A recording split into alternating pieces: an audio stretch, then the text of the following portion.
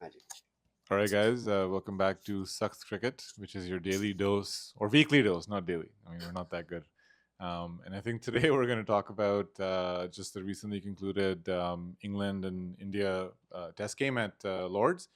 And then we'll also talk about a little bit about the Australia West Indies game, where we saw a new record set. So, starting with the India and England game, I'll just Faisal, kind of summarize it a little bit for you. I think I loved the like. It was just a great game of cricket. Like for me, like I think at the end of the Yep. day, whoever won or lost didn't really matter much to me because you saw like two sides fighting hard for 5 days. Sessions went one way, went the other way. We saw great knocks by batsmen from each side. We saw a couple of great spells, from each side as well. So overall, it was a great game of cricket. What would you say? Yeah, I think this was probably one of the best test matches that I've seen in the last few years. Actually, two very evenly matched sides. Not much to separate them. Well, after the first innings, they were basically tied. Um, and yeah, the last two innings, especially the last day, that was just incredible. Like at 120 for it, nobody would give India a chance. And then the last two batsmen putting up those partnerships to get that close, and then even how it ended with the ball just trying to trickling down and then knocking That the was an bail off. It was like anticlimax. it was very anti. It was as if the stadium was like, "All right, I'm done. Just end it.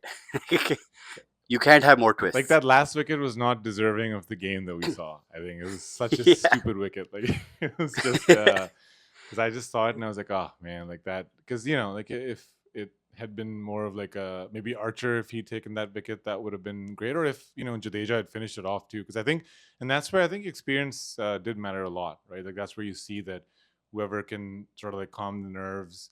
And I think Siraj also sort of kept his nerve. I think he was just a little bit unlucky, although I think it just overspun a little bit as well, which he, wasn't able to counter, which is why it's sort of like the ball jumped back in the India any stumps.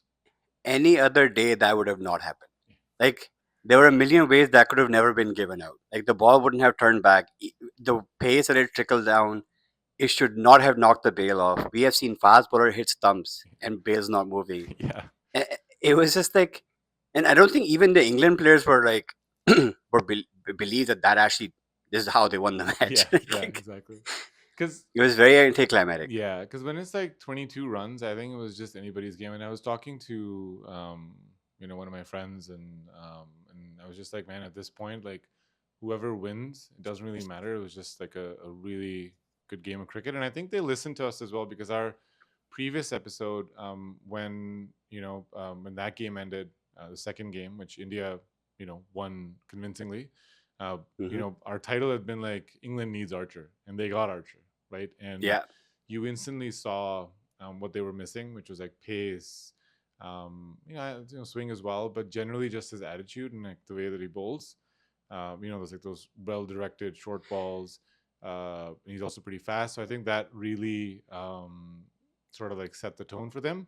But I think the one player that did, and he was kind of coming under fire a little bit, was Stokes because I think he scored Hmm. runs throughout the game, and then he also like bowling like spells of like 9 overs on a trot, especially when we Yeah. know that he's got an injury, which I still think he carries an injury. It's just because it's Stokes, like he's a tough guy. He's able to sort of like not show it, but like hats off to him, which is why he got the man of the Yeah. match, Yeah. right? Well deserved. Like I think if India had won, it would have been Jadeja. Like hands up. Like he played a great knock in the first innings. Basically got them to that tie score. And then he was the only thing that was standing in again. It was basically Jadeja was just Stokes. Yeah. Like who's the all rounder that's gonna come out on top? It the only thing that I would call out for the entire game, and I think that India, especially the way that they were batting in the first innings, that score should not have been leveled at that end. I think they were like 370 or three something for six, and then they just lost four wickets. And where it started was Punt getting run out by that amazing fielding effort by Stokes, and then all of a sudden, when you have level scores, then it was just like a sprint at the end, right? Like who can survive and put up a decent total. If England can do that, then India is going to have to play on that wicket on the last day. And then can they survive? And it the whole time, the day 4 and day 5, you could not tell or set them apart. Because 180 wasn't. It was kind of like an iffy score, to be honest. Hmm. Because at some, like in like like during some periods, like maybe 10 overs, the wickets seemed to be flat. Then all at once it started spike up. So I think it was the length that really mattered. And I think one of the things that we if you speak about India, I think KL was phenomenal as well because he was that Yeah, bedrock. You know, throughout the innings, and I think he's been that bedrock throughout the series as well because he's got the highest number of series in or something. He's broken a record. I think I'm not sure. I think So he has he has like 500s against England out of his 10 or 11.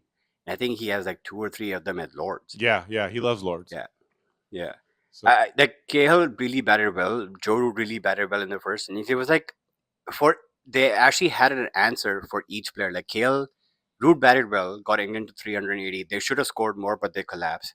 Then Cahill batted really well again, negated Root's score, and then England came back. They got the scores level, and then in the second innings, you could like Bumrah and Siraj just bowled splendidly, and then yeah. they got matched by Carson by Archer. So every team had an answer for an exceptional performance by the other player, and that's what makes Test cricket amazing, right? Like you have 4 innings, so each team gets another chance to go at the other team, and this was just a brilliant, brilliant advertisement for Test cricket. Yeah, no, it's been a long time where like and we've seen games that have been pretty decent when it comes to Test cricket, but this was by far like one of the best contests Yeah, I've seen in a it's a while. great series so far, actually. Like amazing series. Yeah, like even and the series has been exactly like it's been. That's what I was saying to somebody that it's been a hard fought series. Like the first one, England sort of like came from behind. Second one, India was kind of just they had changed their strategy, so we knew that they were trying something different. Basketball was on a back foot. They won that convincingly, and then this one was like truly hard fought. So I'm pretty excited to see what happens. Hmm. When we have the last two, and I think the next one's at Headingley, and we'll definitely cover that. Hmm. But then quickly pivoting to the Australia West Indies game. I mean, it looked like West Indies just came in with like 11 ballers. There was no batsman in that team. Uh, And they were like 0 for 3. That was just crazy. Like the way that start like first overs you get to, and then start getting 400 wickets, which is yeah, what a phenomenal career that dude has had, man. yeah, and like I think for future generations, if they ever want to like model a fast bowler uh, for Test cricket, you would probably look at Mitchell Stark. Like the guy's tall, yet he's been relatively injury free. He still comes in and bowls at 90 plus miles an hour at the age that he's at. Still gets the ball to swing, uh, and he's at 400 Test wickets, which is not a small achievement by any stretch of the imagination. So, an exceptional bowler. and he's got like wickets all over the world. Like it's not like Hmm. he has not performed, in specific conditions. Like he's been tested, and that's the thing, right? Like with pace, um, if you're smart, pace will always make a difference on any kind of pitch because it takes the pitch out of the equation a little bit. Obviously, we've seen him be smacked around the park as well, but generally, I think he's become has had more guile over the years, and he's kind of the cricketer because when it comes to like the 90s cricketers, people like Wasim Akram and all these Brett Lee, Zahir Khan even from India. When I was watching cricket, I was kind of young back then, but Stark was sort of like my generation of cricket, right? Like I saw him like when he started playing. He was a young guy, and then I've seen him throughout the years. So, but I agree with you. Like he's a phenomenal cricketer, along with Pat Cummins, right? Like I mean, Yeah, like that pace trio is just crazy. But the funny thing is, the series has actually been fun to watch. Like if you've been following it, like it's been a fun series. Like every West Indies always has a good session, and they somehow feel like, oh, you know what, they bowled out Australia for a low total, they might just come back in the game. yeah. And the fourth innings just like collapses. Like every single Test match, they've had a fourth innings collapse, and this was just one for the record books. Like 27 all out is just like I mean, I what don't did want to not laugh. happen. Like I'm like Yeah. my team's Pakistan. I don't want to laugh because we've had our fair share of collapses, but this was, like one Yeah. for the books. Like and one thing you'll have to give to the West Indies is that they're not afraid. Is what I like about them. Like they'll create spicy like pitches, and they know Yeah. that they don't have the batsmen to support that. But they'll be Yeah. like, we'll see what happens. Like it'll just be, Yeah. it's like a slugging match where it's like we'll see who falls first, right? So Basically, you're hoping that your bowling is, and their bowling is a good lineup, and you're thinking, well, if our fast bowlers can bowl them out for 200, and if we have a good day, we might just make things interesting. But it became interesting in the other way. And like, if I look at this last Test match in the fourth innings, it's like, what did not happen? Stark gets the 400 wickets. Bolin gets a hat trick from yeah. nowhere. 27 all out after chasing what 208 or something. And, Uh, and the funniest was there were like articles before the innings break. There were like articles and reports coming up like, West Indies got a good chance, and then they get bowled out for 27. yeah, and that's a funny thing, right? Like if you've been watching them play, like they actually are in the Test match for the first three innings, and the fourth inning is just. I think by then they're like, we're too tired. It's done. Like, Yeah, they're kind of like chill characters too. Like that's how they play their game, yeah, right? So that's why I like that's the how they West play. Indies. They just go out with a bang. Like and, that's entertainment, right? Like it's people enjoy as much as we enjoy good batting surfaces. You know, I enjoy like wickets falling from both ends more than what I'd watch like a good batting surface. So, but I think it was overall I think this was a great sort of like these two series both have been pretty good for Test cricket and Yeah, advertisement for Test and cricket. and I would like to say something like for it's great to actually see Australia tour West Indies and actually play three Test matches. Mm-hmm. I hate the fact that like these big teams will go to the smaller nations that don't play Test cricket that often. And they play a two-match series and just leave. Like it's so getting three tests in front of their home crowd, actually putting up a decent show. Like setting aside the 27 all out, they actually did put up a decent show. You had a big crowd show up in games to see Australian superstars like touring after a while. So yeah, I feel like there's a lot of talk going around. We could probably do a video on this after about doing a 4-day test match. I think that's just not a good idea. Yeah. 5-day test matches just make things that much more interesting. Like imagine if the England and India test match was 4 days, it would have been a draw. Yeah.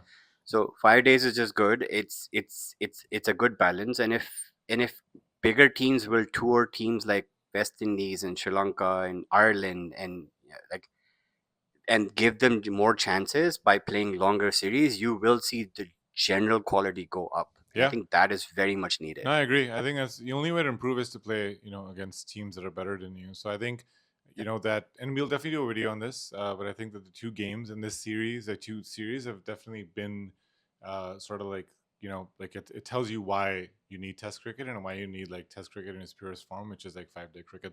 So I think we can yeah, probably, on that note, we can end this video. And then please yeah, like, share, and comment. Let us know if yes. there's some stuff that you'd like to for us to talk about specifically.